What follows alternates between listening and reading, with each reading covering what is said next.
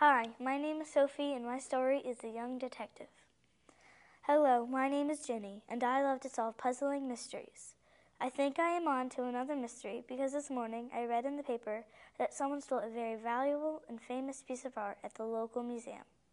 The paper said that the crook was wearing black and no one could recognize or see him. I want to find out who stole this beautiful piece of artwork and solve the mystery, but I have no idea who stole it. I thought I'd better start looking for clues where the crime happened itself. Before leaving, I got my magnifying glass and detective hat and was off. As I was walking down the neighborhood to the museum, I noticed that the neighborhood was strangely quiet. As I neared the museum, I saw that the reason the neighborhood was so quiet was because everybody was at the museum. Reporters, neighbors, photographers, and news people. I didn't know that the crime was that big of a deal, and seeing everybody there made me want to find out who stole the painting even more. So I got to work. I started looking around the building to see if anything looked different, but everything looked the same. It just looked like a plain, old, normal museum.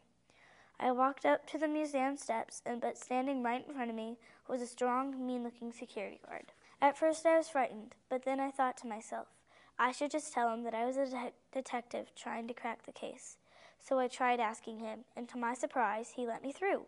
As I walked up to the White Museum steps, I told myself, I didn't know getting past a security guard like that was going to be as easy as it was.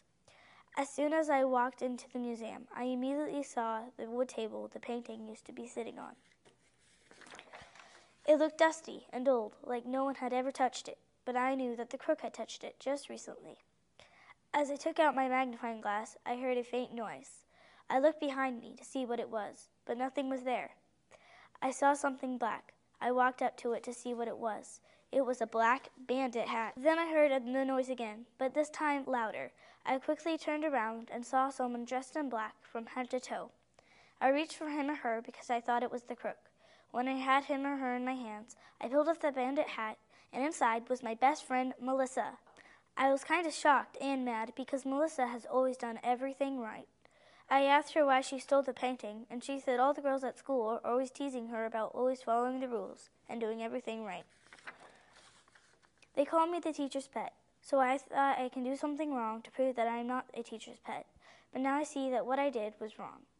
I told her I am sorry that happened to her. She happily returned the painting. The next day when we went to school, Melissa and I told the girls not to pick on Melissa, and she never got picked on again. Melissa did have to do community service for a couple of days, but everything turned out okay. I guess Detective Jenny has done it again. The end.